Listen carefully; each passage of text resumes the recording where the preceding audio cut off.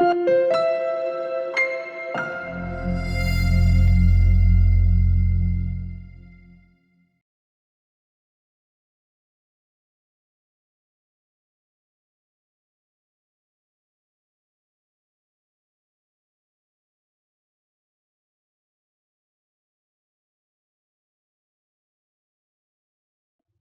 to the overview of the 10 building blocks of Chinuch.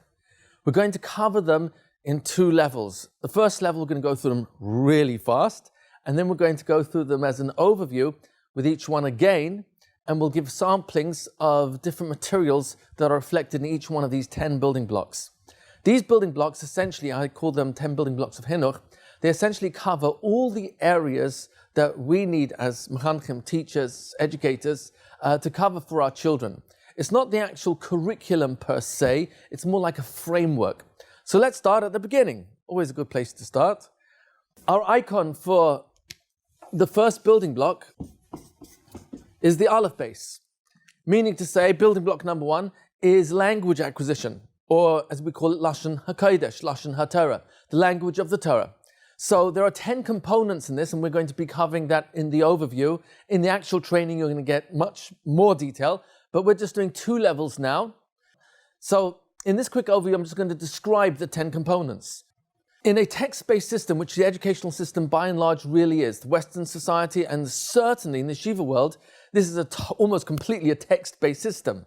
That means to say that if a child is not successful in reading accuracy and fluency, which we're going to break down the components for, I don't want to say he's doomed, but it's a tremendous handicap in a system that is so focused on textual skills that if they're not reading accurately and fluently, and we're going to see what the other components are as well, vocabulary, prefixes, suffixes, being able to break a verse, a pasuk down, a mishnah, gemara, etc.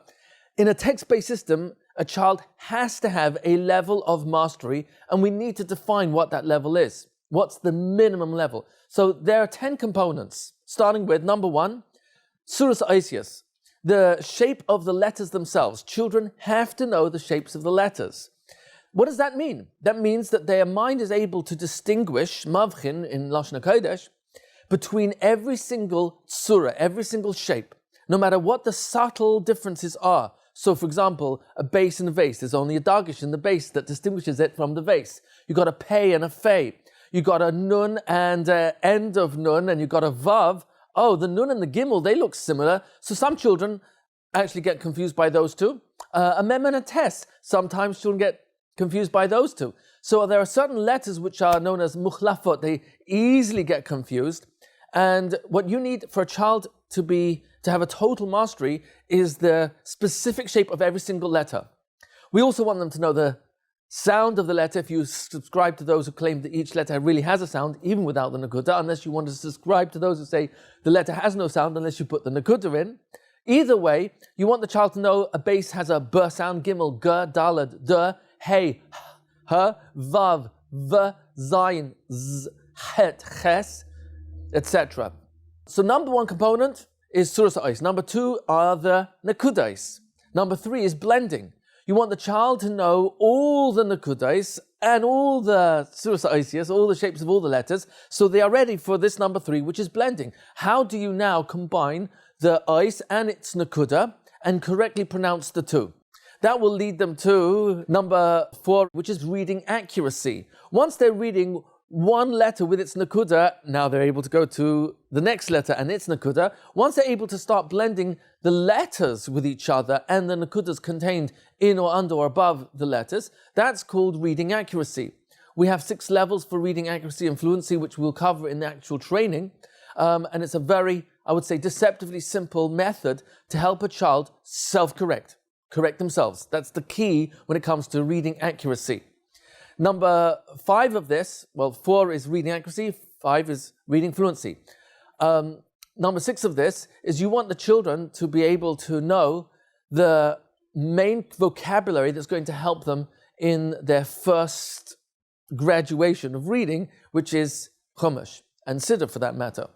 So once they've mastered reading accuracy and fluency, even while they're going to be ready. They're going to be ready for 2 and 3 and then 4 letter words.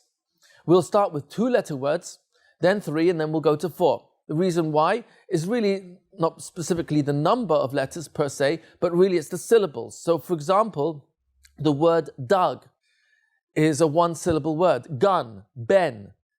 All these words are 2 letters. The advantage of teaching 2-letter words when teaching reading accuracy, fluency, and then building vocabulary, the advantage in teaching 2-letter words is very simple. For the most part, a 2-letter word only has 1 nakuda under the first letter, which means the child is only reading the first letter and its nakuda and landing on the sound of the second letter. Gun, dun, ben, gum, of, aim, eights. All these are 2-letter words where there's only 1 nakuda under the first letter. They're landing on the sound of the second. Then we'll graduate to 3-letter words. Some 3-letter words also have 1 syllable, like the word toiv. For example, there's a vav in the middle, but it's still only pronounced with 1 syllable, toiv. So we'll be covering that as well in the actual training. After they've graduated from reading accuracy, fluency, and we're starting to build vocabulary, we're not going to just arbitrarily choose words all over the Chumash. We've selected, well, there are many lists which you can identify the frequency of reappearance. So based on different lists, we have created photographs for the most commonly, most frequently reappearing words, and we have a photograph for each one of those. We have 303 shoroshim. I call them shoroshim because really, strictly speaking, in diktuk, in the laws of grammar, every single word in Lashon HaKodesh, every single word in biblical Hebrew has a 2 or 3-letter root word. So that's called a shoresh, a root word, a source word. But what we will do, what we have is a 303, I call them shoroshim, they really are vocabulary words. These are the most frequently reappearing words in Chumash Bereshis. There are 16,258 words in the entire Genesis. Don't mind not checking it now when you take a break. So out of those 16,258 words, does a child need to know all of those words to master Chumash Bereshis? Of course not. Why? Because there are so many of those words which reappear again and again. That level of frequency is such that if you know those words which appear the most times, let's say 10 to 15 or even 20 times or more, guess what? You only need to know much less than 16,000. In fact, what is the number? Well, it really depends on what the formula is you want to go with. So let's say you take words which reappear somewhere between 10 and 20 times. So 303 shoroshim, 303 vocabulary words will give you access to 13,000 words in Chumash Bereshis. 13,000 out of 16,000 is 81%. That's a good deal. I think you should agree that's a really good deal. Oh, so once you know that these are the most commonly, frequently reappearing words in Chumash Bereshis, then you can drill these words, but not just drill in just the conventional sense, but what happens if you're going to review, as we discussed in Hashkafa of Chinuch, if you're going to review the words in lots of different ways. So it's not a matter of just 30 times or 40 times or 101 times, as Chazal give us those numbers for mastery in terms of repetition. But what happens if you go al pi darkai and you teach these words in many different ways, using dice, using yedids, fortune tellers, using string wraps, which we're going to see soon, using bingo games, using domino games. What happens if you've got lots of activities where the children are drilling the words in their strength, in their intelligence? So that's building vocabulary. The next level is number 7 and 8, which are prefixes and suffixes. So number 6 was vocabulary, number 7 is prefixes, number 8 is suffixes. We're following Rabbi Winter's language program called Lashon Torah, where he's divided all the prefixes and suffixes under 4 colored banners. What happens next is, and you're going to see with the actual materials when we go through this in a little bit more detail in the second part of this overview, what you're going to see is that if a child is going to learn all the prefixes and all the suffixes, and there are only 46 of them, now you add those to the 303 shoroshim, the 303 vocabulary words, essentially the child only needs to know 349 items to access 80+% of Chumash Bereshis, and for that matter, on a spot check, we haven't done a full computer analysis, but on a spot check of the rest of Chumash and Nevi'im Rishonim, these 303 Shloshim words will give you approximately 65 to 80% access to the rest of Chumash. Shmos, Vayikra, Bamidbar, Dvarim, and Yeshua, Shoftim, Shmuel, and Malachim. So that's a really good deal. So for 349 items, you can access literally tens of thousands of words.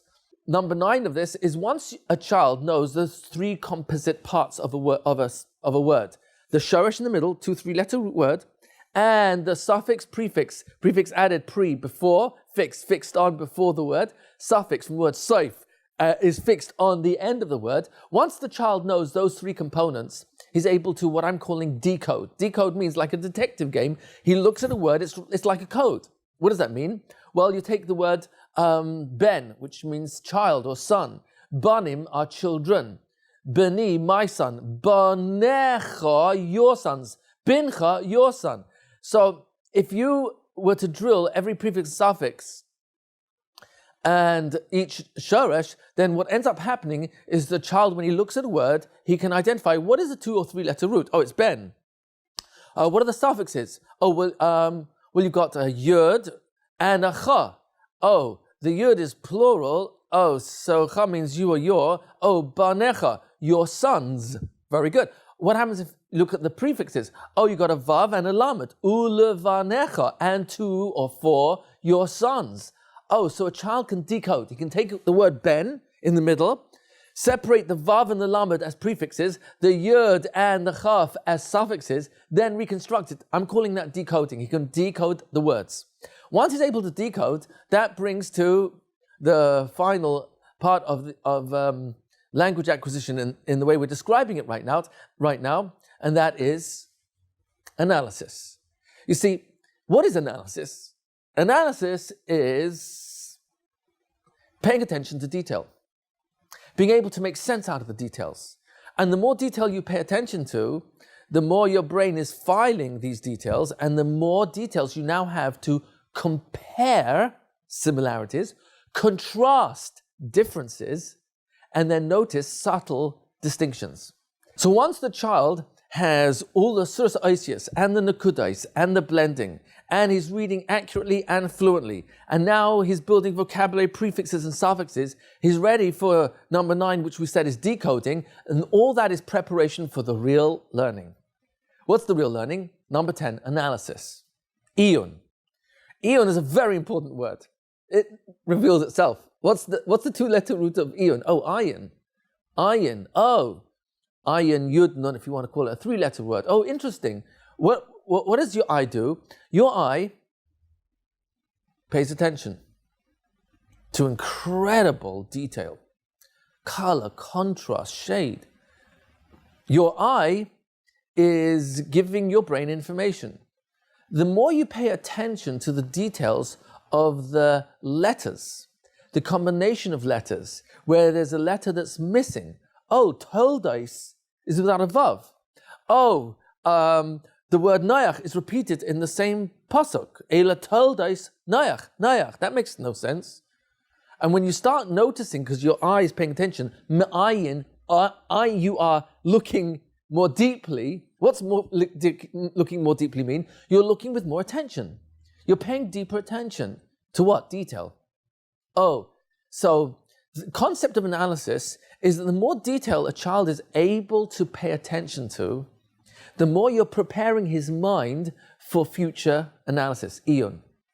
So I would say that even though when you come to Mishnayos and certainly to Gemara, children whose minds are more adept to iyun, their brains become more revealed to the teacher, and the gap widens between them and children who are not getting the iyun, the abstract thinking, the comparisons, contrasting of differences, and they're falling behind, and they start rote memorizing the information but don't understand the actual analysis.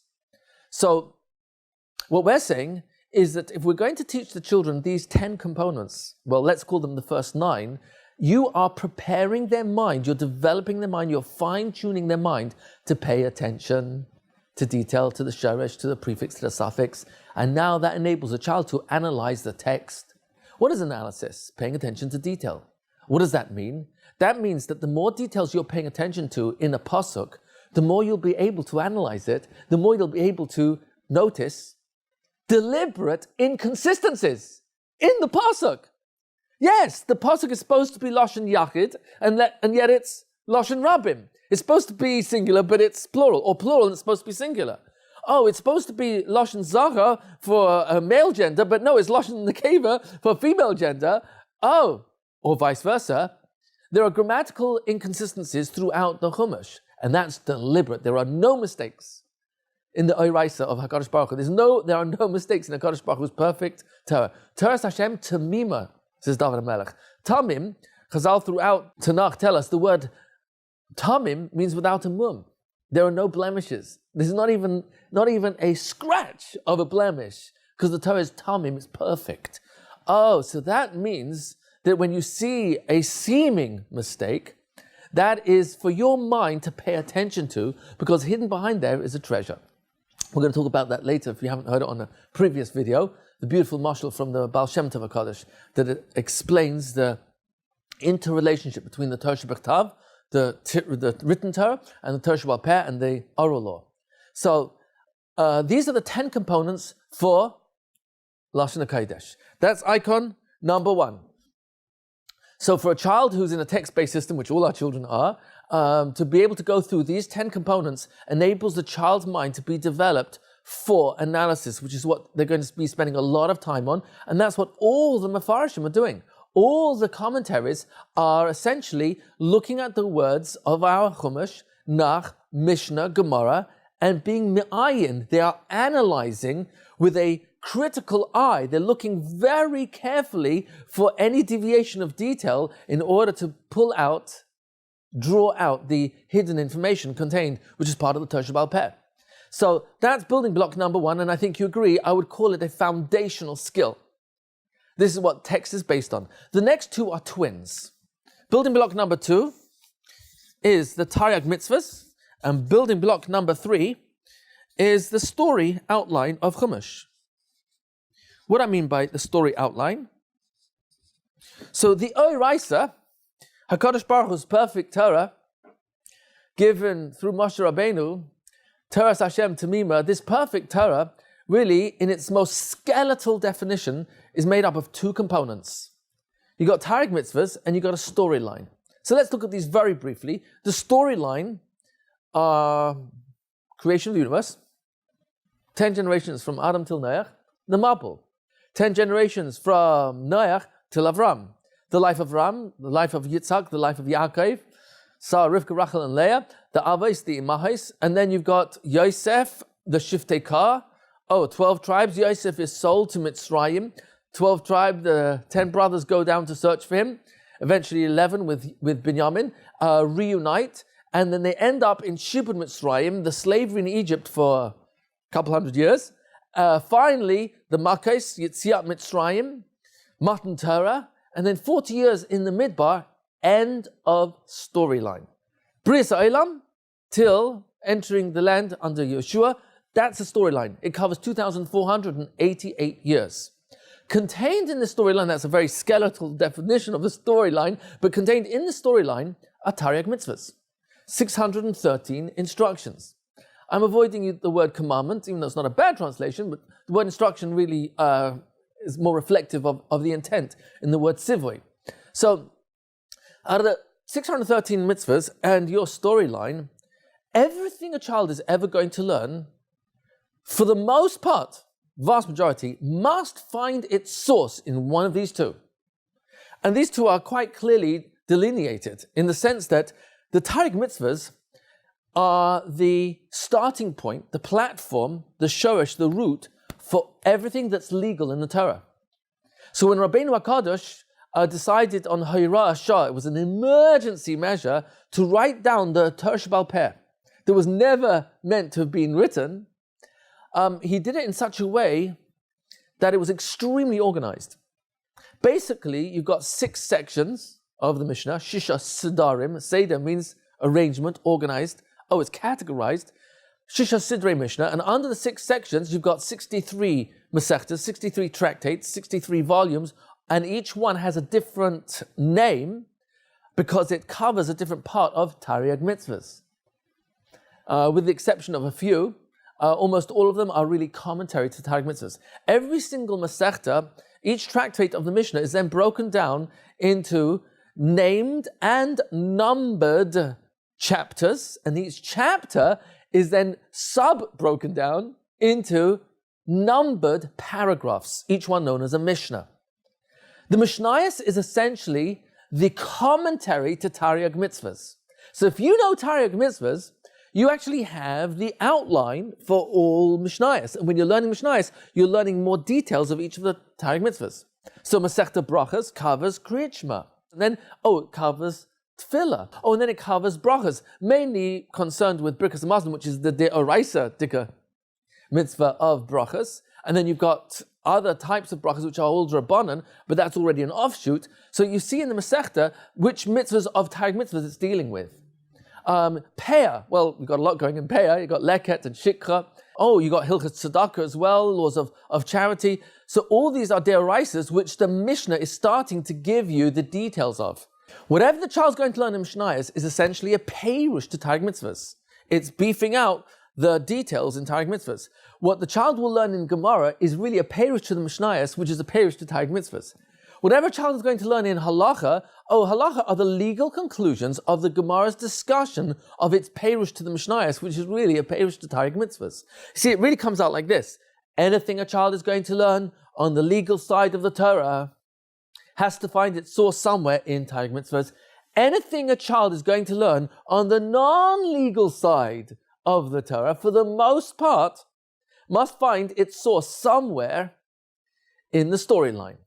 So, for example, Medrash is a commentary to the storyline. Agadata, even Hashkafa, certainly Midas. Much of the time you learn from like Pelayos or Orchat Tzadikim, and they're going to go through many different Midas, different character traits, and the first thing they're going to do is show you Psukim, verses which this character trait is based upon, from Tanakh. Which part of Tanakh? Much of it will be the storyline. I'm speaking in general, but this is, for the most part, it's really accurate.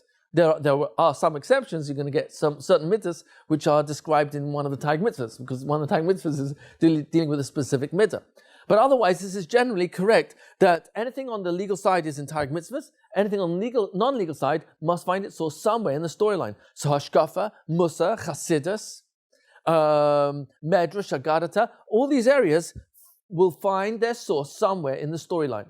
So based on this, what we're really saying is, what would happen if you can deliver, and you're going to see examples very soon, of a map of Tariag mitzvahs, a filing system of Tariag mitzvahs, a map and a filing system for the Chumash and later Nach, into the mind of a child.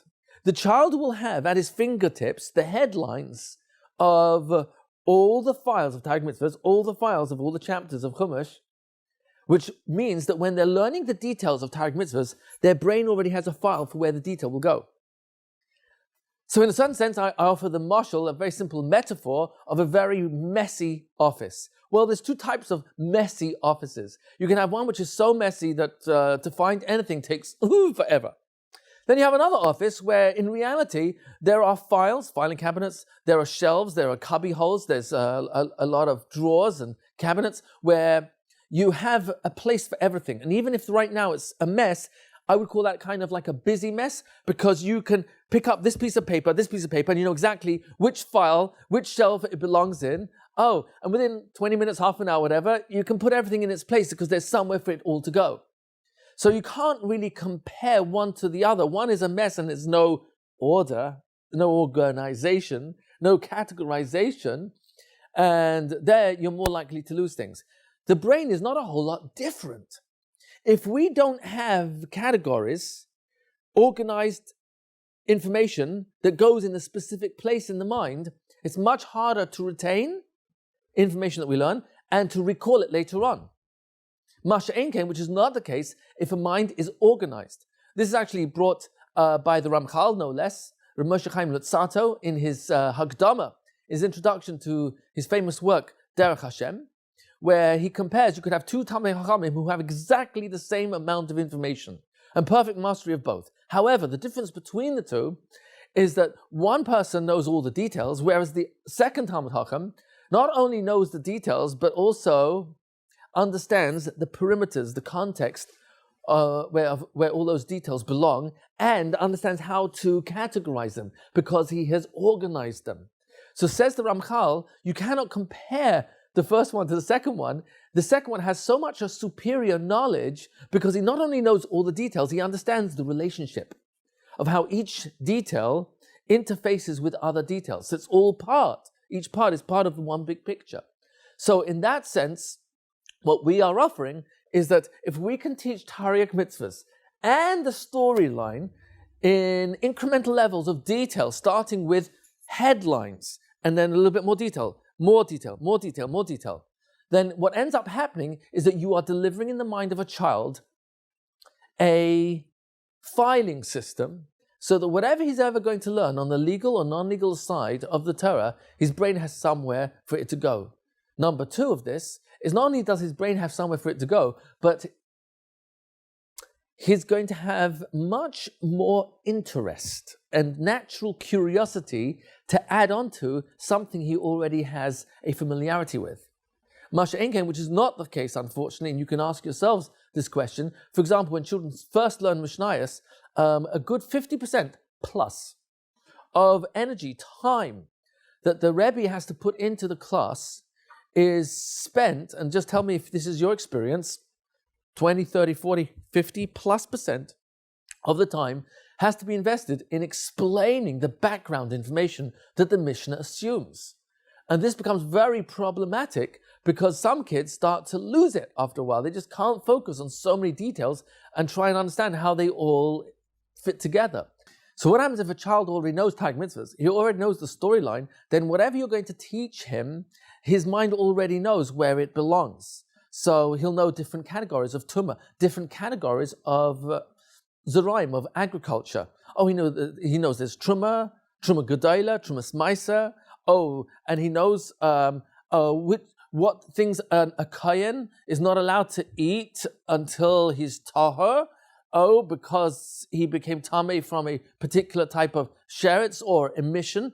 Oh, and therefore he has to go to the mikveh at sundown. And these are not isolated details because he's familiar with Tumah, he's familiar with Tara, he's familiar with which animals are metame, what type of cases a person become tame on their own, and what type of foods they're forbidden to eat. Oh, it's kodshim, specifically truma in this particular case for a kayan. Instead of having to learn isolated pieces of information, trying to figure it all out together, his brain already has categories for each of these. And when he's learning new details, the details have somewhere to go, and he's enjoying, he's turned on, he's stimulated, he wants to know more information to add on to a category that he already has in his brain. So these are what I'm calling 3 foundational skills. Give a child the ability to understand language, give him Tariq Mitzvahs and the storyline. You have given him an opening and an interest in the entire Chumash and Nach, and all in preparation for Mishnayos and later on Gemara, which is almost completely analysis, constantly comparing, constantly contrasting, constantly asking questions, constantly bring up a problem, constantly looking for a solution to a problem and often finding a problem with the solution. And that's all analysis, paying attention to detail. And the Gemara inevitably will always find you, will always ask you, where's the source for this? Sometimes it'll tell you it's a brisa, or sometimes it'll tell you, oh, it's a Mishnah, or and even then they'll want to know, okay, but what's the Mishnah's source? Oh, it's this pasuk here. So it really all starts to come together once you're delivering these 3. Okay, so number 4 of the building blocks is what I call contextual learning. And here's our icon for contextual learning. The word context is really, I'm taking it from the word hashkafa. The word hashkafa is a very interesting word. It comes from 3-letter root hekef. Hekef means perimeters. Hashkafa means that HaKadosh Baruch Hu, like a mashkaif, is a lentil with the 2 side posts, the mezuzahs. The lentil from above, when looking down, that's what lahashkif means, to look down from above. Says Rashi, mabit min malamala lemata. You're looking from above down. The advantage of Hashem's hashkafa, so to speak, is he has a panoramic view of above, below, kav yachol, so to speak. Meaning to say, Hashem has a perfect, complete, total view from above of everything. And when we talk about learning Hashkafa, what we really mean is, what's the context of everything? How do we teach to our children Hashkafa? How do we teach to our children the big picture, which is so big, the perimeters are so broad, so wide, the context of this picture is so far-reaching, nothing exists outside of its perimeters. Everything the child will ever learn, everything the child will ever experience in life, marriage, raising children, earning a living, getting along with different and difficult people, reacting and responding to very challenging circumstances throughout their life. Whatever the child is ever going to experience has to find its place within these perimeters. So this, what I'm calling contextual learning, refers to helping a child see the big picture. And we're going to, when we do the second level of this overview, right now I'm going through this super fast, what we're going to see is how do you provide a timeline from Brias HaOlam till Tchias HaMesim. Brias HaOlam, it's 6 days of creation, that's the beginning of time. All the way till Tchias HaMesim, till the resurrection of the dead. Chazal, Gemara and Sanhedrin, Sadik Zayin, claims it has to be by the 6,000, based on the 6 days of creation, each one corresponding to 1,000 years. Oh, that's interesting. So that means to say, if we can create a timeline of a number of pictures, it happens to be 43 pictures of Brias HaOlam all the way till Tchias HaMesim, and show the children, here's the beginning of time, here's the end of time, and where are you in this picture?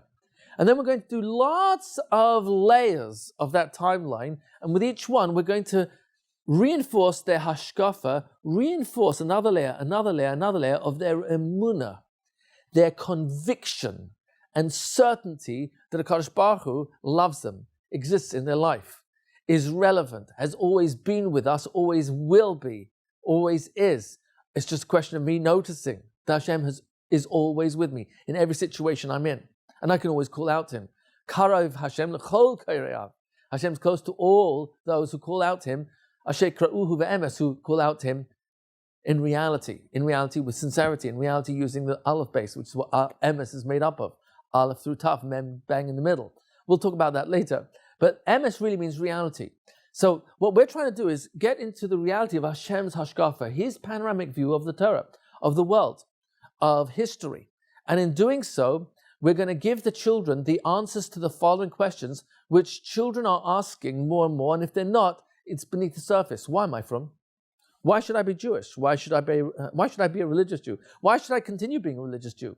Why should I believe what I'm told if I don't understand what I'm being told? How do I know Hashem exists? How do I know the Torah is true? How do I know the Torah Sheba'al Peh, the oral law, is authentic? How do I know that it didn't change over time? How do I know the Chachamim really had Ruach HaKodesh when they made the claims that they made? How can I rely on the Masorah? How do I know it was transmitted accurately for 1,300 years from the time of Matan Torah till the writing of the Mishnah, and 300 years later the writing of the Gemara? How do I know the Masorah is accurate? And there's a lot of questions out there. And not only should we not be afraid of questions, but in reality, if the Torah is true, and we know it is, and our Chachamim had the greatest minds ever, were never afraid of questions. On the contrary, the entire Perushim, which we spend our lives absorbing and throwing ourselves into, Rashi and Tosfos and Rishonim and Achronim, their Perushim, their commentaries to Chumash, to Nach, to Mishnayos, to Gemara, to Shailas and Shuvas and Hashkafa and Musa and Chasidus, it's all about clarity. And what's clarity? It's making clear something that would otherwise be confusing. And how do you do that? Well, you ask questions and you answer them. Here's a problem, let's look for a solution. So we're not afraid of problems, we're not afraid of questions. We've always had questions. And if anything, our blueprint, our hallmark, our genes is that we ask questions. Avram Avinu was the greatest mind, not because there were no other people who were as great as him in intellectual power. He was the greatest mind because he never stopped asking questions. He was never satisfied with an answer. He always went for another level and another level. How much more kind is HaKadosh Baruch Hu? He never finished with a conclusion. Oh, now I've discovered Hashem. Now he wanted to discover how good is Hashem, how kind is Hashem.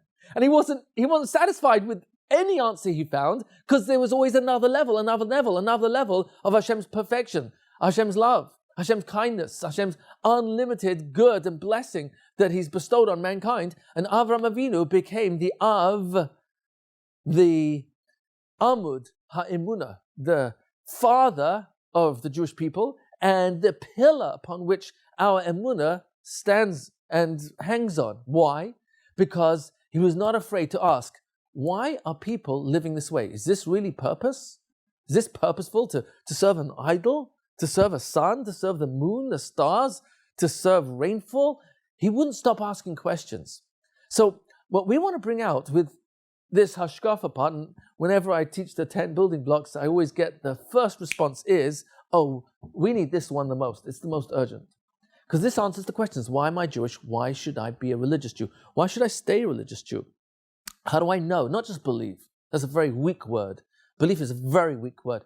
How do I know the Torah is true? How do I know Kadosh Baruch Hu is relevant? How do I know that the Torah was given at Har Sinai? How do I know what's the major difference or differences between what the Torah claims and what other religions claim? How do I know there are no other religions? They're all man-made. How do I know that? Not just believe it. How do I know that? Because my teacher told me? Well, that's very nice, but guess what? The teacher has to have a reason. And it comes from their teacher. Yeah, but what's the reasoning? Let's get to that. And this is what the contextual learning does provide. It gives a child his identity. And it answers, why am I here? Am I part of a picture that God has painted? And if Hashem is really the painter, and he's the one behind history, and he's the one who's been guiding us, the Jewish people, throughout a 3,326-year journey from Matan Torah till today. And guess what? We can demonstrate, literally, rationally, scientifically almost, we can demonstrate that the HaKadosh Baruch Hu has been with us all along. And the power of that evidence is so overwhelming, so compelling, it will help children realize, oh, now I know why I'm a Jew, why I'm from, what I'm part of, where do I come from, how Hashem existed and still exists, and how do I know that he's with us all the way, and how do I know that I'm part of his history, I'm part of his story, I'm part of the plan for creation, and I know where I am in that plan, and I know all the generations that came before me in preparation for me to be where I am, and now I understand the nisyonos, the tests that I'm going through in my personal life, and now I know, will I be strong? Will I choose to be one of those who lived and even be willing to die for God, Hashem, his Torah, his lifestyle, his value system? And I would say there's never been a time in world history, and you tell me if this is accurate to your perception of reality, has there ever been a time in world history where children are so confused and cannot articulate the confusion? So overwhelmed by information? Has there ever been a time in world history where they're so bombarded by the media that's vying for their minds to kidnap their souls and sell it to some ism or value, or this is going to give them happiness, this is going to give them pleasure, and it ends up being a one-way street to self-destruction, addictions of different sorts? And how did Judaism stand up to all that the world has attempted to tempt us? Hellenism, the Greeks, Babylon, the Persians, the Romans, the Byzantines. So this is what contextual learning almost promises to deliver. Hashkafa, the big picture, the panoramic view from Hashem's point of view.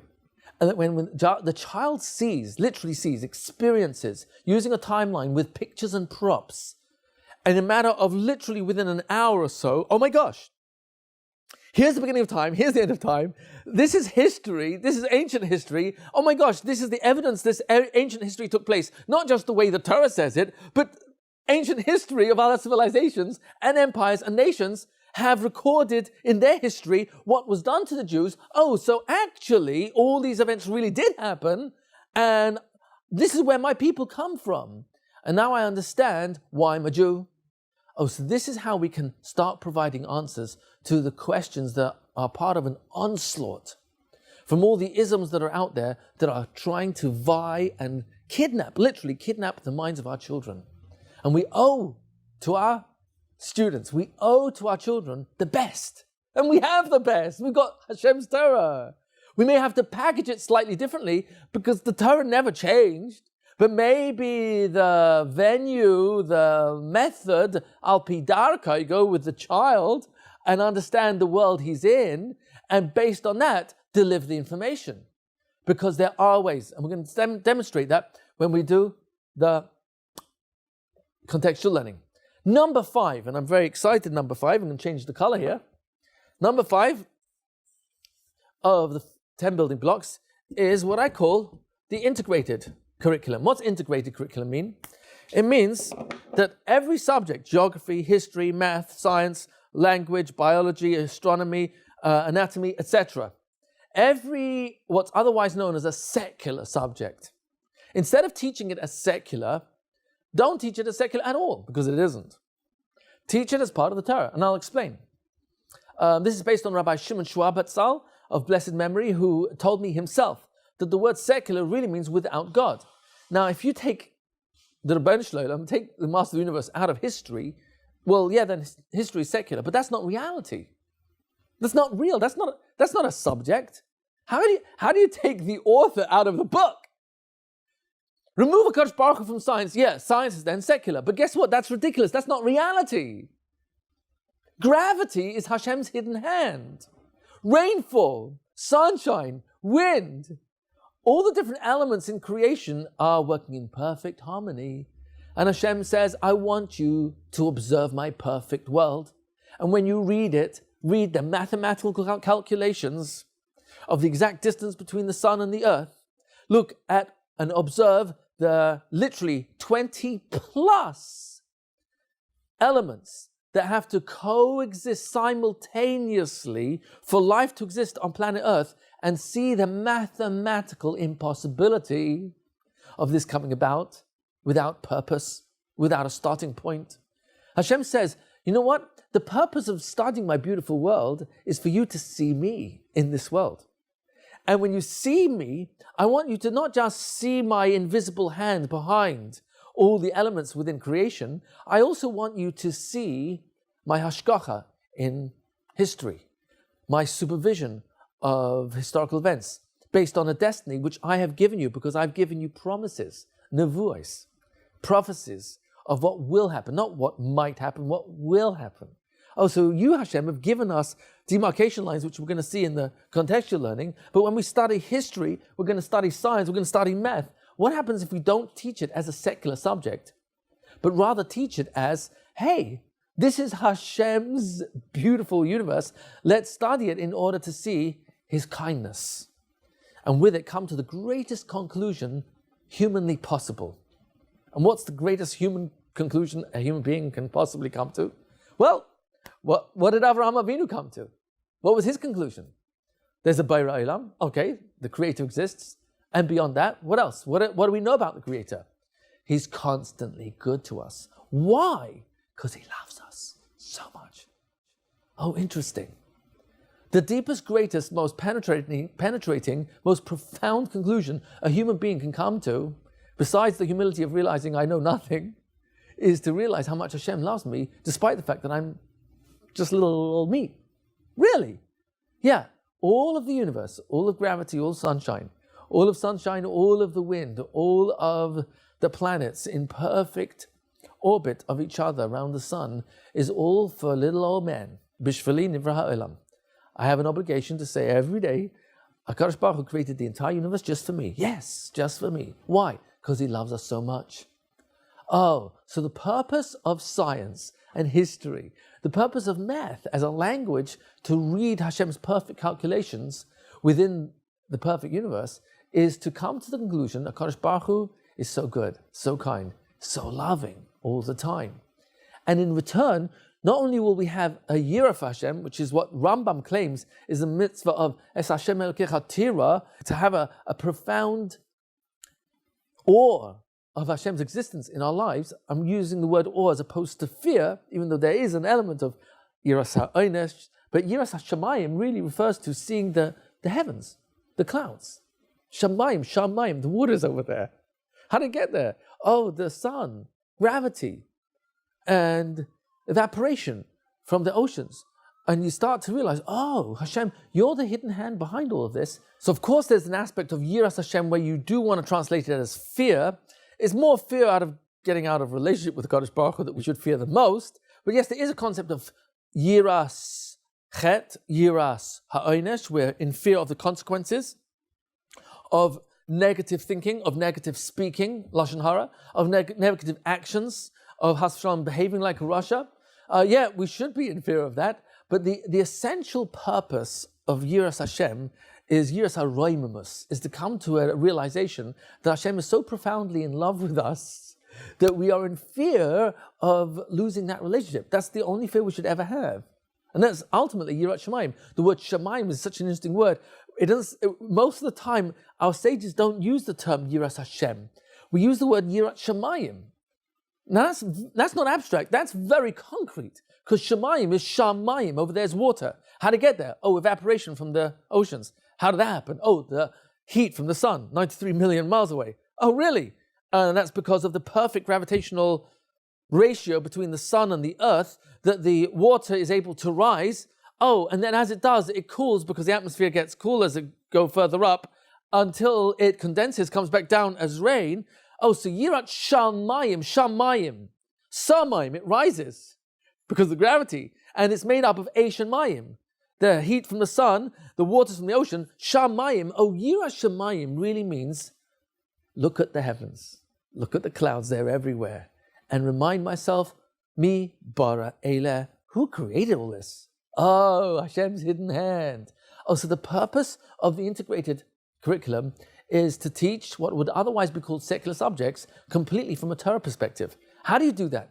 We're going to go into details, but to give you a quick answer, it's very simple. How do we do that? Take the 6 days of creation and the rest of the Chumash, but start with the 6 days, because the Chumash is the curriculum. And as you travel through the 6 days and eventually the rest of the Chumash, you will find everything is there. Yeah, hafuch ba. Yeah, it's true. But let me show you how obvious it is. First day of creation, light. Oh, gravity. Let's start learning about light. Second day of creation, water is split. Oh, let's learn about watersheds and water cycles. Let's learn about the water rising off the oceans into the clouds, rakia. Oh, and now you've got water above and water below. Oh, so we're going to learn all about the workings of water on the second day. Third day, land forms, oceans, and then the land appears. Oh my gosh, we're going to learn about mountains and valleys, oceans, rivers, 3 parts of a river, how the rivers flow into the seas, into the oceans. Oh, fourth day, astronomy. Moon, stars, sun. Oh, we learn all about the universe. Fifth day, oh, we're going to learn about the birds. Oh, the fish. Sixth day, animals, man. Let's learn anatomy. Let's learn Ashayatza Be'iyun based on the 6th day. Oh, you can take anything you want out of the 6 days of creation. Shabbos, Lamates Malachas. Oh my gosh, 7th day. You've got all types of creative work. So we can study wool, study the making of bread, study grain, study agriculture. You see, in the 6 days, plus Shabbos, you basically have the starting point, the platform for every secular subject, every part of general studies. You start going through the Chumash even as early as the first few prokim of Bereshis. You already have tools with Kain and Tuval Kain and music. You already have the generations. Now you have genealogy in chapter 5, 10 and 11 of Adam till Noach, Noach till Avram, 20 generations. Oh my gosh, you got genealogy there. You want to learn about rock forms, take that from the 3rd day. Oh yeah, we'll learn about volcanoes, take that from the 3rd day. Learn about thunder and lightning. Oh, that's going to be from the 2nd day because that's the workings of water, electricity. Oh my gosh, you see, you've got everything in the Torah. It really is there. So we'll use the Torah as the starting point. Later on, you can specialize in specific subjects. But initially, guess what? Everything comes from the Torah. We know that already. Oh, so let's teach secular subjects initially as an integrated curriculum. Now, I'll give you examples later on where it becomes much more concrete, and it'll be I'm here to claim it's more of a switch in the mind as opposed to changing the curriculum. I'm not offering a whole different curriculum. This is a framework. A framework means it's a different way of framing the information. And so it becomes always the same message. Hashem, you're real. You're in my life. You love me. And everything I do, everything I say, everything I think is part of my bechira, my free will that you gifted me, literally, to demonstrate my love for you, my awe for you, my interaction with other people. Everything ultimately in these 10, we haven't finished them yet, but so far the 5 of the 10 building blocks is not about a new curriculum. It's all about a framework with a switch of the mind, more than anything else, to realize, oh my gosh, we're learning Tarek mitzvahs in Chumash anyway, but we just don't look at it as Tarek mitzvahs. Oh, we're learning the storyline anyway, but we don't look at it as a storyline and break it down so that we can understand the beginning, middle, and end, and teach it, as you're going to see, with pictures, with lots of materials so that the children can learn in their strength, darkai, in his or her way, so that the children will be more likely to understand it and enjoy it, love it, be endeared, and want more, and let their natural curiosity continually grow. So over here, what we want to stop is the concept of Kodesh and Chol. Because dangerously, what ends up happening with, we're learning Kodesh now we're learning Chol. Chol is becoming treif, Kodesh is Kodesh, Chol is treif. But in the mind of a child, children, close your Chumash, open up your math book. Close your math, open up your Nach. Close your Nach, open up your geography book. Close your geography, open up your science book. In the mind of the child, Torah and science have nothing to do with each other. Math and Chumash, nothing to do with each other. Nothing? 1 second. Perek Aleph, Yom Echad. Echad, that's one. So that means I have to understand the qualitative and quantitative value of one. Yom Sheni. We're into fractions. Shlishi, second day, third day, fourth day. It's a division of 6 days, which is really part of 7 days of the week. So the whole is the 7 days, and Shabbos is the starting and the end of the cycle, the start, end, the cycle, start, end the cycle. So it's all rotating around Shabbos, and everything else is a fraction of what Shabbos is, which is a real day. Oh my gosh. There's math throughout the Chumash. 10 generations from Adam till Noach. Adam lived 930 years, Noach 950, Lamech 777, Meshuselach 969, Chanach 365, whoa. And the Chumash goes out of its way in Perek Hey and then later Perek Yud Aleph to tell me who lived how long, when they began having children, what were the names of the children, how long each one lived. You got math all over the place. Length of the Teva, width of the Teva, height of the Teva. How long was the Mabul? 40 days, 40 nights. 150 days before the water receded. And you got dates. You got a quantification of how many people and pairs. How many kosher pairs? How many kosher birds? You have so many numbers flying all over the place. The Torah assumes you understand the relative quantity of one number in its relationship to another number. You come to Parshas Truma, and you've got all the dimensions of the Aron HaKodesh, of the Shulchan, of the Menorah, of the Mishkan. You've got math all over the place. Yes, you have rivers, Pishain, Hidekel, Gichain, Fras. You've got 4 rivers in Perek Base. Where are they? Mesopotamia. Where's Mesopotamia? Pishain is River Nile. Where is it? Here's the Nile Delta. Bring it alive. The Torah is describing physical places. You've got geography inside the Torah. The Torah is assuming I understand what is a Har, what is a Nahal, what is the Yarden. These are places which we can familiarize ourselves, even if we don't live in Eretz Yisrael yet. We still have photographs, satellite photos of these places. Bring it alive, because geography is not a separate subject. It's inside the Chumash. There are places of ancient. In Perek Yud of the Chumash, you've got Nineveh. Nineveh's still on the map. Oh my gosh. You've got Nebuchadnezzar's palace, which is in ruins. Yeah, it's still there. These are places that Nach mentions and that are mentioned throughout Chumash. Mars Machpelah, Keva Rachel. These are places that are still part. So geography is not a secular subject. There are ways to teach this when you realize the Chumash is the curriculum and it's screaming out, over here's geography, over here's math, over here's geometry with the Mishkan. If you get into Mishnayos with Kalim, oh, yeah, you've got almost every subject throughout the Chumash and Nach. And if you add on Mishnayos, of course we have. You want to learn about government? Fine. Well, where's American government in the Chumash? Whoa. Look at the context. Where do you first see a despot, a dictator? Oh, Nimrod. Well, that's one form of government. What else? Oh, you see 4 kings against 5 kings in chapter 14 in Parshas Lech Lecha. Oh, so you got kingdoms? How does that work? Oh, later on, the Torah in Tariag mitzvahs gives us a mitzvah of a melech, and it tells us he has to come from the Jewish people. Oh, he has to write a Sefer Torah for himself. What else? Oh, how many wives he's allowed up to, and how much money, how many horses. Oh, what rights does he have? Where is he going over? And where is his own authority that can actually override Halacha? Oh, so in other words, we already have a structure where in Chumash and Nach there are descriptions of dictators. And then there's a description of how a Torah autonomy works with the Supreme Court of the Sanhedrin, the Kohen Gadol.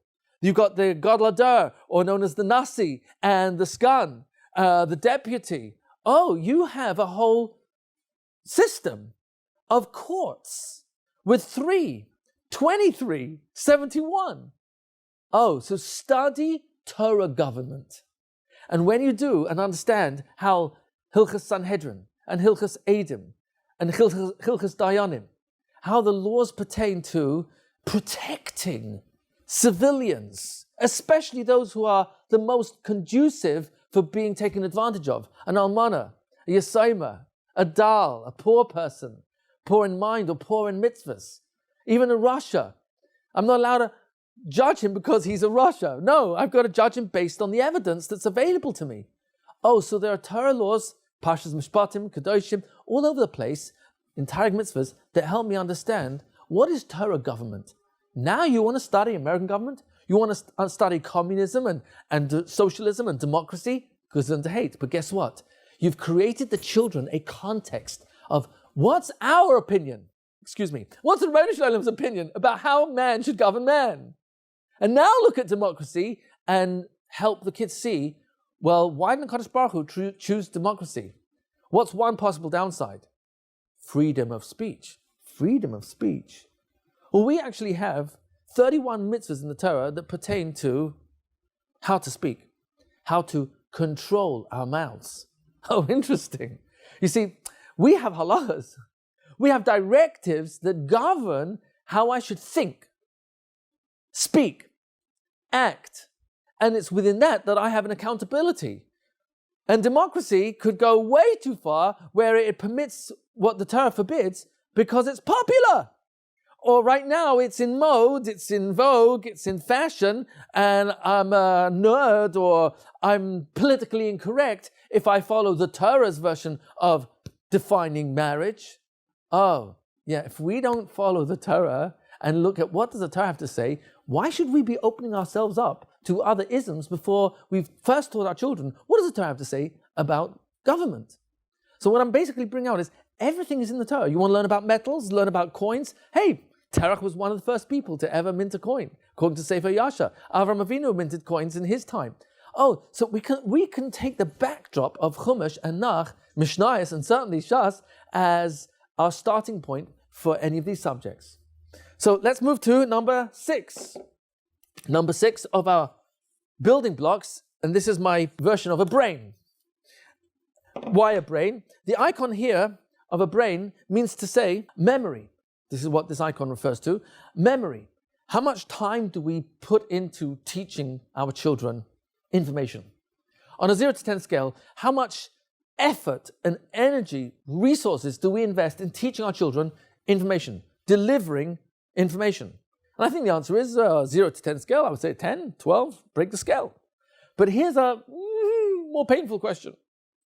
How much energy, time, resources do we invest in helping children retain their information? Remember what they learned. Remember weeks, months, or even years later what they started.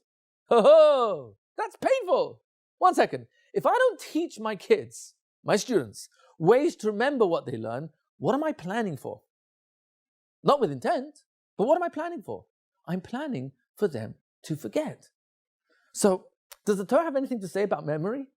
So, when you see the video on the teacher training for memory, we're going to see, yes, the Torah has a lot to say on this subject, especially when you consider the following. Before printing, early 1500s, how educated was a person? How educated? How did you measure their education? And the answer was, according to their memory. Whatever they remembered, that's as well educated as they were.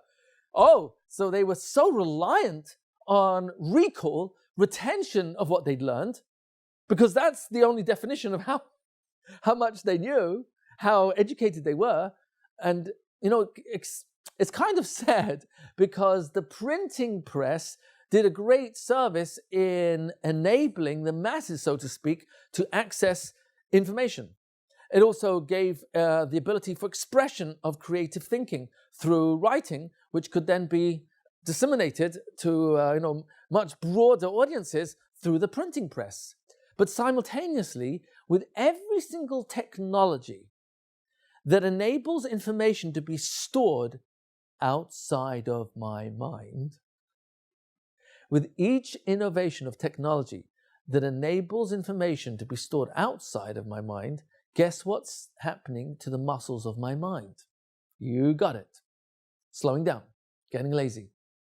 You see, why was the Torah Sheba'al Peh never meant to be written down? The Torah Sheba'al Peh is vastly broader than the Torah Shebechtav. In fact, if you think about it, why was it that the Torah Sheba'al Peh in Plan A was never meant to be written? The Torah Sheba'al Peh, the oral law, was never meant to be written down. We only had the Oiraisa of the Chumash, and that was it. Later on, we had Nach as well, but the Torah Sheba'al Peh, Mishnayos, Gemara was never meant to be written. Why not? Oh, because you were going to retain it over here. How?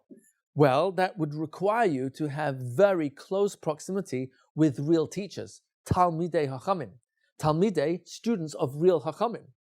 Oh, so Talmid Hacham is saying more about the Hacham that the student learned from, who is he, what did he learn, where did he get his information, than it is saying about the student.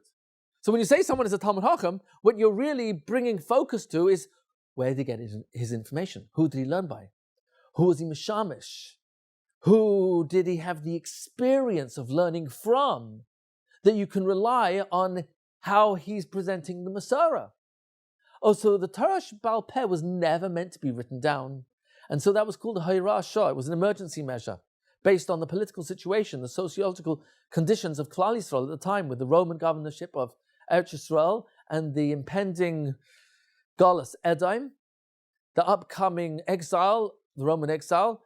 Chazal saw, Baruch HaKodesh, that they had to write down the Torah Sheba'al Peh. They had to legislate the Shemona Esrei, write the Siddur. They had to legislate Mea Brachas, 100 blessings every day, beyond the one that the Torah mandates in the mitzvah of Birkas Hamazon. Chazal saw that they had to write down the Haggadah. Otherwise, the mitzvah of Higal Vincha wouldn't have a structure. Oh, so now we have the Seder night. It's organized based on the Haggadah, Lahagid, which is to connect the child to HaKadosh Baruch Hu through the story of Sipur Yetziat Mitzrayim, which is the greatest story of mankind. That a slave nation was removed from the most powerful empire in world history till that time, Mitzrayim, Egypt.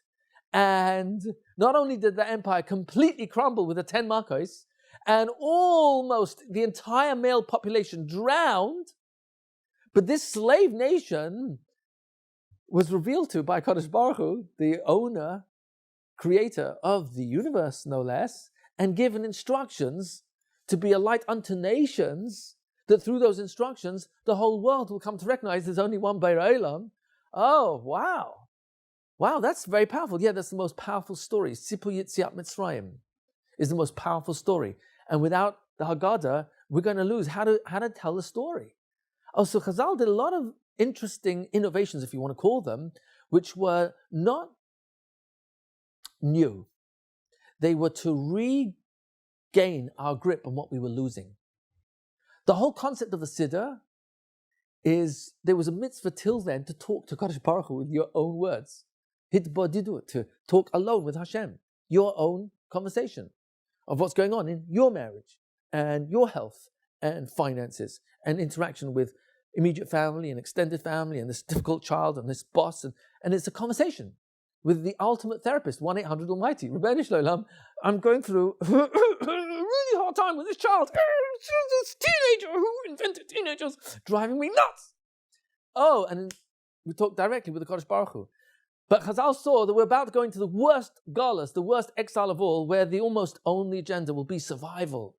And therefore they said, you know what, if we don't put this all down in writing and give it as a script for us to pray from 3 times a day, we're going to forget the discipline of talking to HaKadosh Baruch Hu.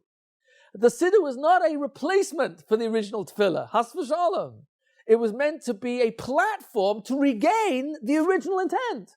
Shmona Esrei is the pinnacle, the zenith, the spitz of all the prepared parts of davening. Korbanos, Pesukei Zimra, because Krit, Shema, Shema is all preparation for Shmona Esrei. And what Shmona Esrei? Well, first 3 blessings is all praise. Middle 13, bakashas. Oh, you have a real relationship with Hashem in those 13. Last 3, we're grateful. Thank you, Hashem. But the middle 13, that's where we have a relationship. So the entire davening is preparation for a relationship with HaKadosh Baruch Hu. So it's not a whole new, different way of communicating with HaKadosh Baruch Hu. It was to retain the old way and not lose the original intent. And the same with the Haggadah, and the same with the Torah Sheba'al Peh. It was written in such a way that you're forced to think, use your mind. So far from actually not using your mind, the Torah Sheba'al Peh was written in such a way you can't understand the Mishnah unless you ask questions to pull out the missing information. Oh, so what we're bringing out over here is memory. We have to give our children ways to remember, because Chazal were very sensitive to this. So sensitive that the Gemara in Eruvin, Daf Nun Gimel, and going on to Nun Daled, tells us, Eina Torah nignas ela b'simanim. The Torah can only be acquired with simanim. What are simanim? They're trigger words. How do you do that? Well, we're going to learn that obviously when we cover this in more detail. But yeah, I have to have ways of helping children not just learn, but number 2, organize their learning. And then number 3, after organizing their learning, identify simanim, key words, that would be a siman that triggers off the rest of the information that those key words represent. So that by helping children remember what they learn, they'll have a different relationship with the learning. It's not just mastery of more information. That's just a fraction of a bonus of the real purpose of retention. The real purpose of retention is so that I know what to do to be Mekayim Ratzon HaBeireh, how to be a frum Jew. Haraya, how do we know? Well, why is in the halachas in the pasuk of Tzitzit, Uri'isem Oisai, you shall look at the Tchelis, and Uzchartem et Kol Mitzvosai. How much is Kol? 95%? 97? 98? 99? Oh, it's 100. The Kol is 100%. I want you to remember all my mitzvahs. Whoa! You can only remember something you've learned. Oh, so you got to know all Tarek mitzvahs. Leman tizkuru, in order that you shall remember all my mitzvahs. Why? Oh, in order to do them. V'asisim.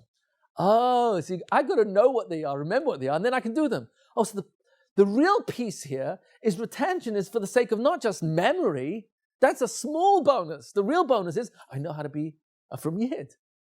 Oh, and what else? You have a relationship with the learning. Your love for learning increases when you know you've got a way to remember it. Because otherwise it's almost injecting yush. It's almost injecting a sense of, I'm going to forget this anyway. Why am I doing this? And sometimes Hashem, that can eat a person up over many years, where they've spent so many years or decades learning and don't remember a fraction of what they've learned. Now that's not taking away Hashem, the schar of the limud or the schar of the iyun over all those years. But we have a mitzvah to remember. How do you do that? Is it just some people have got better memories than others? Or is it possible, and this is the starting point here, there's no such thing as good or bad memory. There's memories which are trained and memories which are not trained. So that actually anybody can train their memories like a muscle. Flex it, get stronger.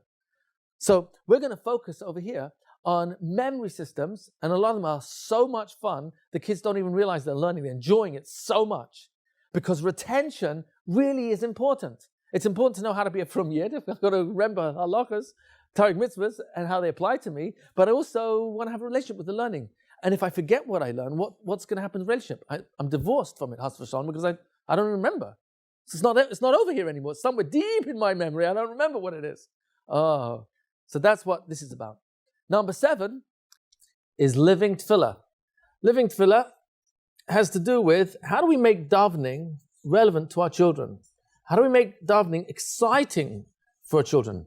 Now, that doesn't mean to say that it isn't exciting and it's not relevant, but it does mean to say that we do have a serious challenge.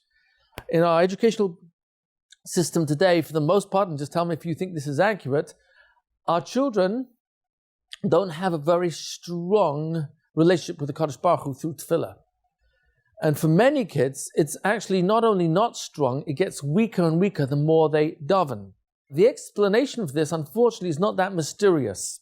It really is based on the simple problem that if I don't know what I'm saying, if I don't understand the words coming out of my mouth, then what am I actually doing for 30 minutes of shacharis, morning prayers? Or if we add on, as I get a little bit older, it's really 45 minutes, then it's an hour plus mincha mariv. You got a good hour and a quarter a day, and that's being conservative. An hour and a quarter a day, I'm saying words that I don't understand. So what am I actually doing? Am I connecting to Kadosh Baruch Hu? Or am I disconnecting? And this is a serious problem. Because what's ending up happening is that we have many children who've fallen off the map, and Baruch Hashem, many who've come back. And when they do, they will often identify what were some of the components that were part of the system, not with intent to push me out, but by default pushed me out. And one of the top 3 out of 17 that many kids have identified is tefillah, prayer. And the simple reason is, and there's no mystery here, is that if I'm saying words that I don't really understand, and I'm doing this for over an hour a day, for over a decade, eventually a healthy mind is going to disconnect and say, this is not only not relevant, this is meaningless. And what I'm actually doing is a exercise in meaninglessness. That's frightening. And so there are kids who are doing this as robots, and then you have some kids who are married with kids themselves, waking up in their mid-20s, early 30s, saying the same question: what am I doing this for? Why am I from? Why should I continue doing this? So I don't want to get onto the negative of this, and this is not Has v'shalom a kitrug. It's not meant to be, there's no intent here to be blasting or knocking ourselves. That's not, no one will ever get anywhere that way. This is completely focused on, what can we do to make tefillah more exciting, interesting, in a way that's real and not artificial. So, first of all, what we do in this particular building block is that we spend a good couple of hours going into the meaning of tefillah, just the word, and the intent, and the history of davening. Because when we look at the history of prayer, we discover that the word tefillah does not mean prayer. It's not a bad translation, it's just not accurate. It's a Christian-based translation, and it is problematic. The word palel means judge. Palilim are judges. Lihit palel means reflexive, means I'm judging myself, which becomes, well, who's the worst person to judge me, if not me? Oh, so lihit palel Hashem really means I'm judging myself in Hashem's presence. And we get into the history of who was the first person to pray and why did he pray, and that was Adam Harishon. And we look at the history of tefillah through Chumash and then Nach. And then we understand why Chazal saw it Beruach Kodsham in their Ruach HaKodesh, this divine inspiration, that if they were not to make an apparent change in the way we daven from spontaneous communication and conversation with the Kadosh Baruch Hu to a text which becomes the formula for me to say someone else's words. If we were not going to make that switch, we would lose the discipline altogether of a direct, spontaneous relationship with the Kadosh Baruch Hu through spontaneous conversation. Speaking to him any time of the day. It doesn't have to be Shacharis, Mincha, Maariv, anytime, anywhere. Very few exceptions. So it comes out that we have to look at the history to reclaim our understanding of the original intent. And with that, then we ask ourselves, okay, so how does this translate for teaching children? We go through a number of different pieces. I would call them steps. The very same steps as we go through for Lashon HaTorah, the language acquisition, which was building block number 1. We need reading accuracy. If a child doesn't read accurately and later fluently, why will that sabotage their ability to have a successful career in prayer? The obvious answer is, well, I'm practicing saying the wrong words. And if I'm practicing wrong words, obviously I can't reconstruct it, so I don't know what I'm saying. And that becomes a problem right there. So the building blocks for Lashon HaTorah, Lashon HaKodesh, the language acquisition, become the initial building blocks for the Siddur as well, for davening.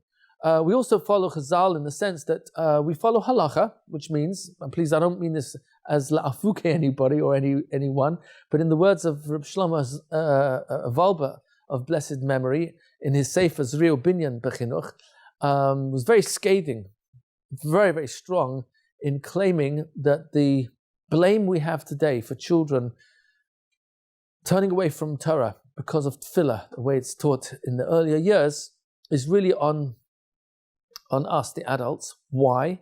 Because we're pushing our children to say much more davening way too early. A child has to know Shemona Esrei by 12 for a girl, 13 for a boy. They do not need to be saying all of davening by the age of 7, 8, or 9, or even 10.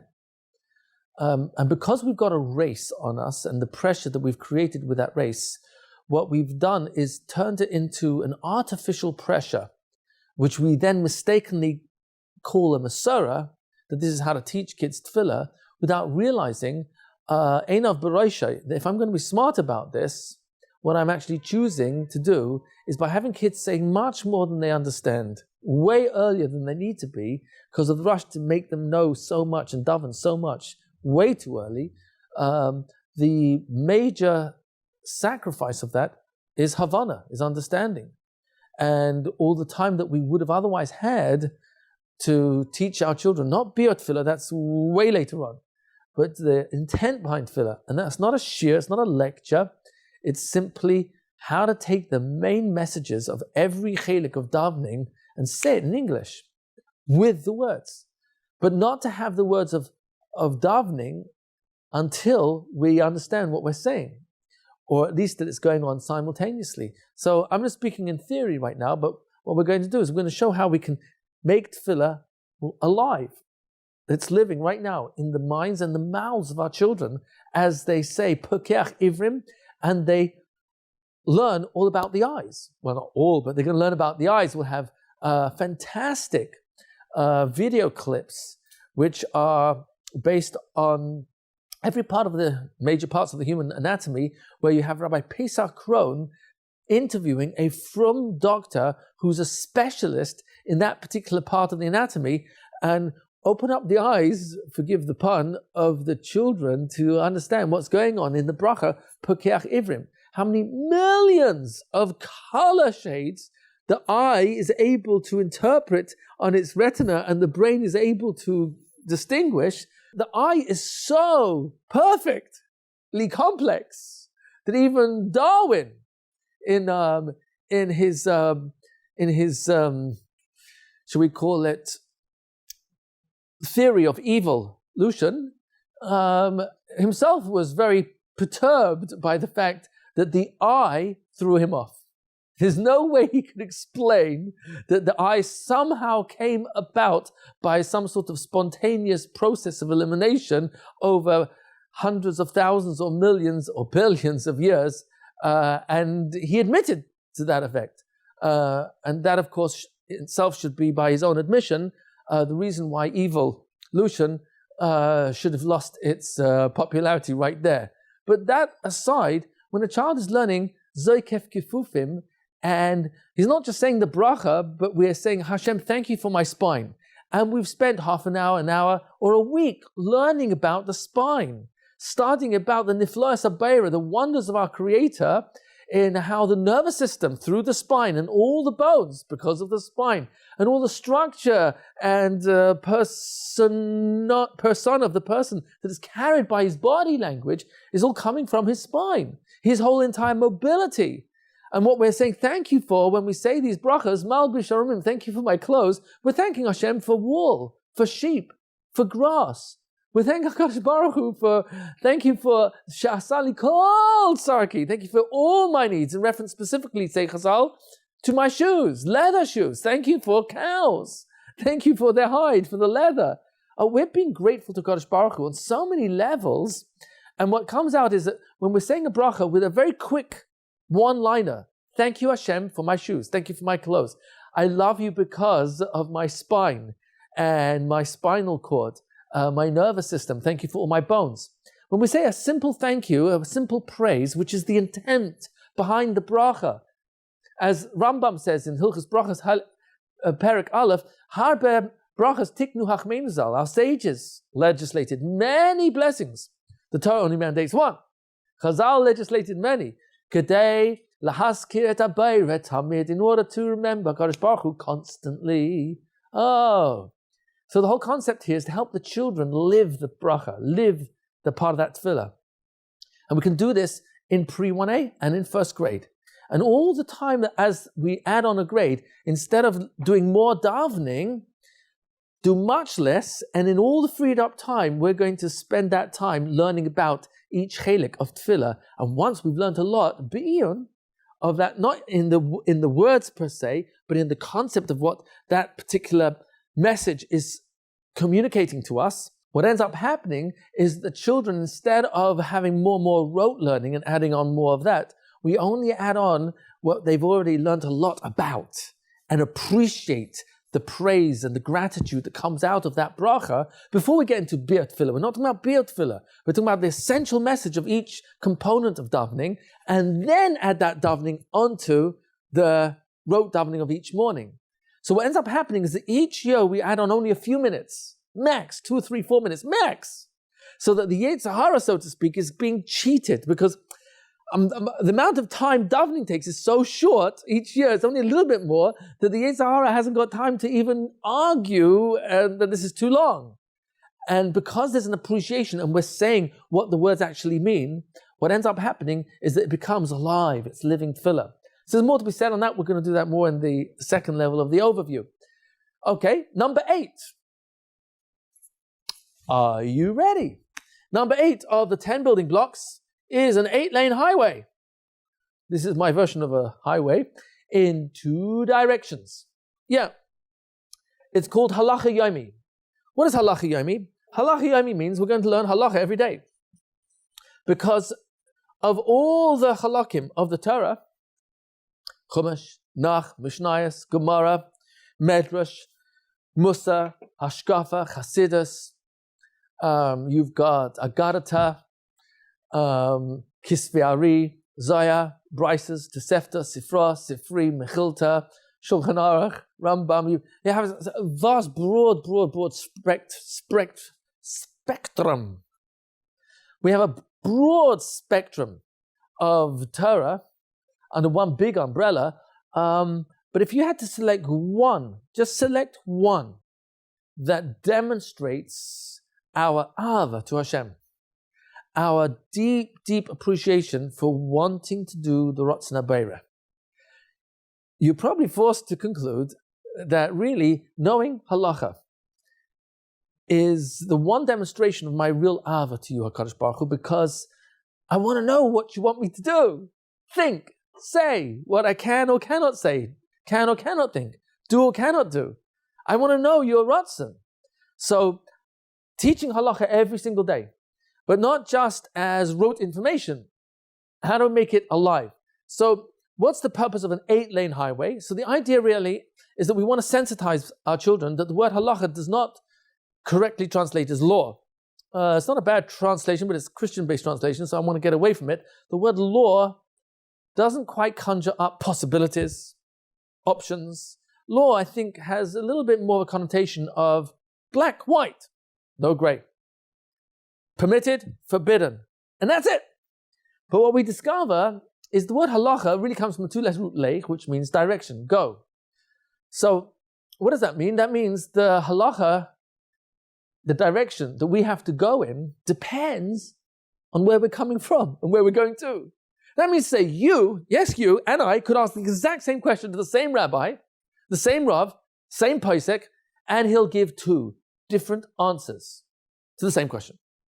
Because the direction you're going in and coming from, with all your background and the different factors that have to be factored in to understand your question, may be very different to mine. And therefore, the answer you got is totally valid for you and totally valid for me. So the whole concept of halacha is direction. What's the right direction to go in? And a way to help our children be sensitized to this is to teach them the different lanes in the highway. Yeah, there are different lanes in the highway. Well, you've got a fast lane, you've got a slow lane, you've got the exit lane, you have a bus lane, and you have a fire lane, you even have a carpool lane. Why all these different lanes? And the answer is because you need different lanes for different purposes.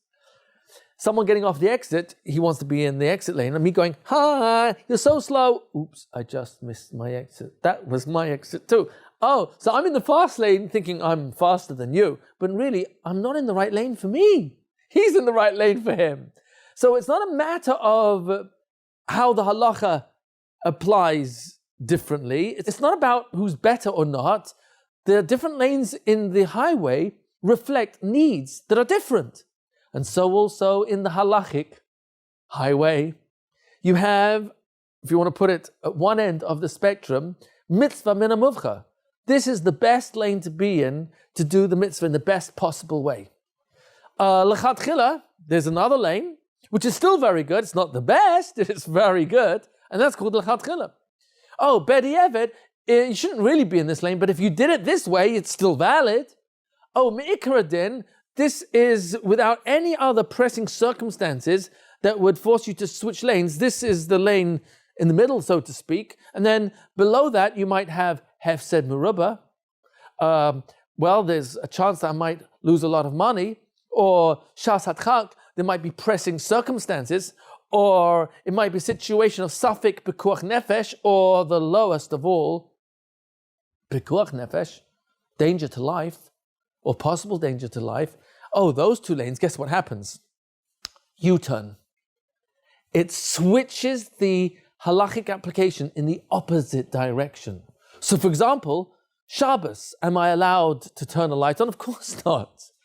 Oh, but if to ignite fire is for the possibility of saving life, not only is it not forbidden, it's a mitzvah to do it straight away and to rely on the most reliable person to do it. Oh, interesting. So you could even have a U-turn lane that switches everything in the opposite direction. So we're going to sensitize our children to many different cases, and I'll show you when we get to the second layer of the overview, how we can sensitize our kids at a very young age, first, second, third grade, with halacha yomi, with different scenarios that reflect different lanes in the highway. And what ends up happening is that children learn that halacha is not black and white, it's a very broad spectrum within which it has a very deep understanding of people's needs, human nature, and the halachic components that need to be weighed into the question to understand what's the correct halachic decision in each situation. So that's halacha yomi, and it helps kids to feel, oh, you know what? I'm still from when I'm keeping the halacha this way. I'm not less from because right now the circumstances means I've got to switch lanes. So I'm still going in the right direction. I may be going slow or fast, or I might have to take a U-turn, but I'm not being not from about it. I'm still within the confines of Shulchan Aruch. I'm still within halacha. And that's really what we want our children to understand. Torah is not black and white. It's not gray. There is psak, but it's not black and white where it's all or nothing. There's many, many lanes in the highway, and that's what we want our children to be sensitized to, because that's the halachic language you'll find in Shulchan Aruch and Poskim. Number 9 of the 10 building blocks, almost there, is Midas. Whoa, that's a biggie. How do we teach Midas to our children? Well, the kitzur, and I really do mean that, the abridged version of this is you cannot teach Midas to kids. There's no such program. Please forgive me for speaking so strongly. Almost any attempt to teach Midas to kids is really my Yetzer Hara deflecting me from the only way to teach Midas to children, and that is role modeling. There's no other way. There's no other way. And that's been the success of our Masorah for thousands of years. In the worst circumstances of persecution and expulsion, in the worst imaginable exiles, we have overall successfully transmitted the beauty of Yiddishkeit, the love for Hashem, the love for His mitzvahs, to such a deep degree that we prefer living this way with Hashem's Torah than not.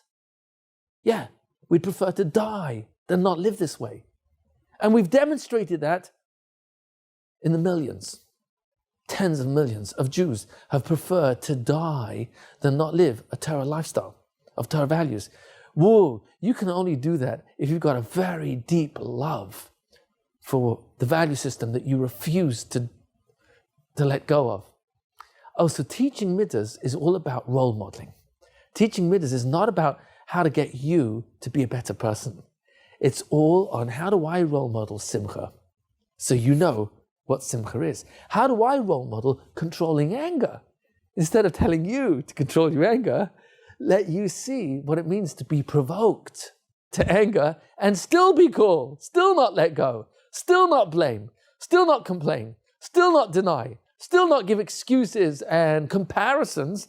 Instead, it's all about how do I control myself in the classroom in front of the children when I'm provoked to anger, because that's the role modeling that will stick in their minds.